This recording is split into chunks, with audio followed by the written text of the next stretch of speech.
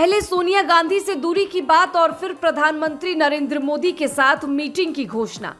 24 घंटे में तृणमूल सुप्रीमो ममता बनर्जी के दो दांव ने इंडिया गठबंधन की एकजुटता पर सवालिया निशान खड़ा कर दिया है।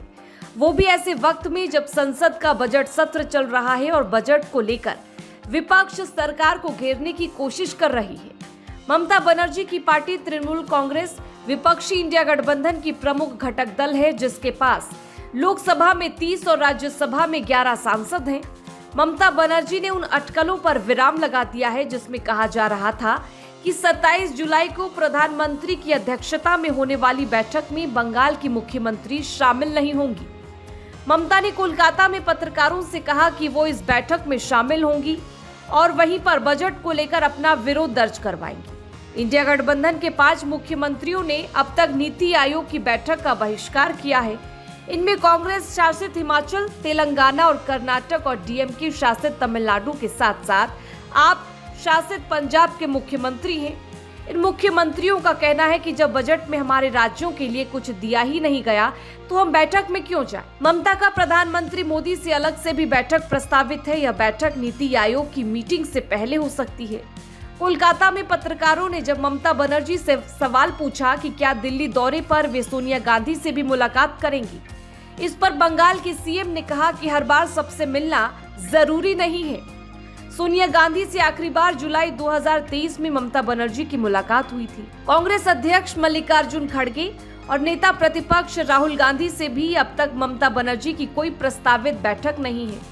ममता हाल ही में लोकसभा चुनाव के बाद कांग्रेस अध्यक्ष की तरफ से बुलाई गई इंडिया गठबंधन के दलों की बैठक में भी शामिल नहीं हुई थी। दिलचस्प बात है कि ममता बनर्जी अखिलेश यादव से इंडिया गठबंधन के बड़े दल समाजवादी पार्टी के मुखिया अखिलेश यादव से मेल मुलाकात कर रही हैं।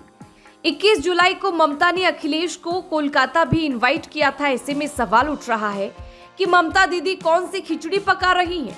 लोकसभा चुनाव के दौरान से ही ममता बनर्जी कांग्रेस से नाराज चल रही हैं। ममता शुरुआत में इंडिया गठबंधन की एक्टिव मेंबर थी, लेकिन चुनाव के बिगुल बजते ही उन्होंने बंगाल में एकला चलो का नारा दे दिया। तृणमूल कांग्रेस का कहना था कि अधीर रंजन चौधरी को कांग्रेस हाईकमान ने पावर दे रखा है और अधीर बंगाल में गठबंधन नहीं चाहते हैं। लोकसभा चुनाव में दोनों ही पार्टियों के अकेले लड़ने की वजह से तृणमूल को पुरुलिया, रायगंज और मालदा उत्तर सीट पर नुकसान का सामना करना पड़ा। तीनों ही सीटों पर हार के मार्जिन से कांग्रेस को ज्यादा वोट मिले थे। लोकसभा में हार के बाद कांग्रेस ने अधीर रंजन चौधरी को प्रदेश अध्यक्ष पद से हटा दिया, जिसके बाद दीदी को सब कुछ ठीक होने की उम्मीद थी। लेकिन पिछले 1 महीने से बंगाल कांग्रेस की कार्यकारिणी को लेकर सस्पेंस बरकरार है। कहा जा रहा है कि कांग्रेस में अध्यक्ष पद को लेकर अधीर के करीबी नेपाल महतो सबसे बड़े दावेदार हैं। इसके अलावा हाल ही में प्रदेश कांग्रेस की कार्यकारिणी में एकला चलो का प्रस्ताव पास किया गया है।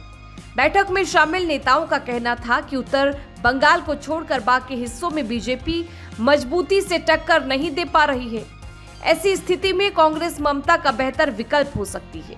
इस बैठक के बाद कांग्रेस हाईकमान को फाइनल फैसला करना है, लेकिन हाईकमान की ओर से इस पर चुप्पी साध ली गई है। ममता चाहती है कि जब तक बंगाल को लेकर कांग्रेस पूरी तस्वीर साफ नहीं करती है, तब तक वो दूरी बनाकर ही रहेंगी। ममता की इस रणनीति को जानकार प्रेशर पॉलिटिक्स के रूप में भी देख रहे हैं।